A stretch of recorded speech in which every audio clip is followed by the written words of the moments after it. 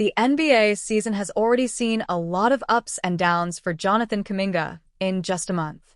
Golden State Warriors fans expected a big season from Kuminga after he signed a contract extension shortly before the season started and had a great first couple of weeks. Kuminga appeared ready to be the third option behind All-Stars Stephen Curry and Jimmy Butler. Unfortunately, the hot start cooled off with some lackluster games that moved him back to the bench and an injury that has forced him to miss 3 consecutive games. Kuminga's agent, Aaron Taylor, replied with anger to a Warriors reporter saying the team has played its best games of the season without the young star. "I would more just accuse you of being stupid. If Steph averaged 48 ppg on the road, the Warriors would have started 8-1. The Lakers and Nuggets wins weren't great games. Steph was sick and now he's not." The agent made it clear that Curry returning from an injury and having a couple of incredible performances are the real reasons for Golden State playing this well. What exactly upset Kuminga's agent? Tim Kawakami was the Warriors reporter who made the controversial comment that set off Kuminga's agent. His argument focused on Golden State playing better team basketball when Kuminga is on the bench or not active at all in recent games since Curry returned to the lineup.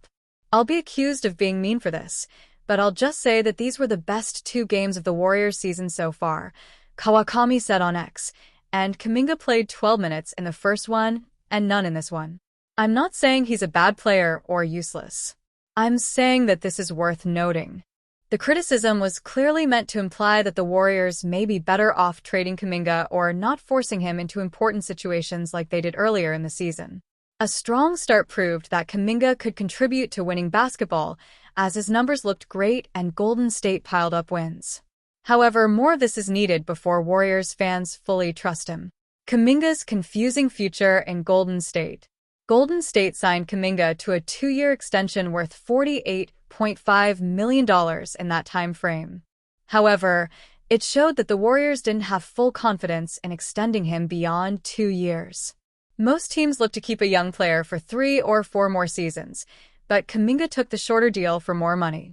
Fans loved Kuminga's production in the first 7 games this year, with averages of 17.4 points, 7.1 rebounds, and 3.3 assists in that span.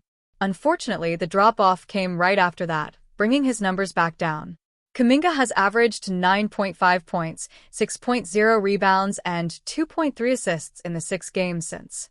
Golden State clearly needs more talent than Butler and Curry to keep up with all the high-powered offenses around the league. Other offensive options, Brandon Podziemski and Buddy Hield, have been lackluster this season. Strong play from Kuminga is badly needed for the Warriors' short-term success this season and for his long-term success in securing another contract.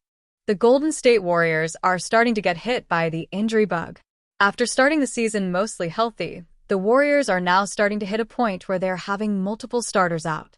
Jonathan Kuminga has missed the last 3 games with tendonitis in both of his knees.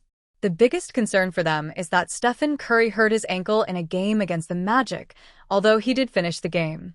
Yet, it was a concerning injury because of the ankle issues that Curry has had in the past. Steph Curry will now be held out of a game as he recovers from that incident. Warriors rule Steph Curry out of Heat matchup.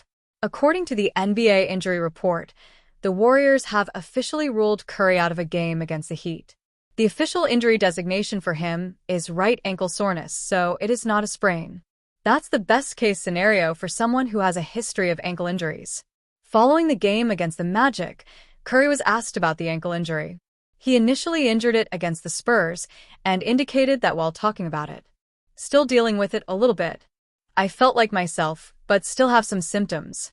It was a sore ankle from a couple of games ago, a little bit tonight." Those are things you're just trying to play through and trying to figure out how to build momentum.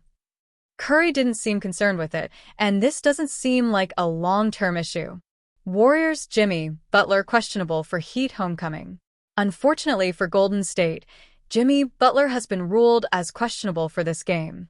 Butler has a right lower back strain, which could keep him out of his second game at Miami since being traded from the Heat last season. After playing against the Magic, Butler was unsure if he would play against the Heat. Who knows? Who knows? We'll see how I feel when I wake up. That's how it goes. The Warriors are a very dangerous team with both Curry and Butler on the floor. Off the floor, the team struggles to score the basketball. Against a resurgent Heat team, it might be hard to manufacture points. Stephen Curry and Jimmy Butler have solidified themselves as the Golden State Warriors' first and second option. What the team really needs now is a third option. Brandon Podziemski, Moses Moody, and Jonathan Kuminga have not been efficient enough for the Warriors to rely on them come playoff time, and their roster certainly isn't getting any younger. Acquiring a third scorer shouldn't be difficult, and Peter O'Keefe of Blue Man Hoop points out one candidate that would make a lot of sense. Even in a disastrous situation in Sacramento this season, Demar Derozam is posting 18.8 points, 3.5 rebounds, and 3.1 assists on exactly 50% shooting from the floor and a career-high 39.4% from three-point range, O'Keefe said Wednesday. Fifth-year lottery picks Kuminga and Moses Moody have shown flashes of significant scoring output in multiple games this season, but they've also had quiet performances that suggests Golden State needs a more proven option. DeMar DeRozan fits right in with the Warriors, both in terms of his play style and his age. Right now, he is rotting away with the Sacramento Kings, and a player of his caliber deserves more than that. With the Warriors looking to buy on some players who may be on teams that aren't competitive, DeRozan is the perfect option. He would add another layer as a scoring threat, which would take attention away from Curry, something they can always benefit from.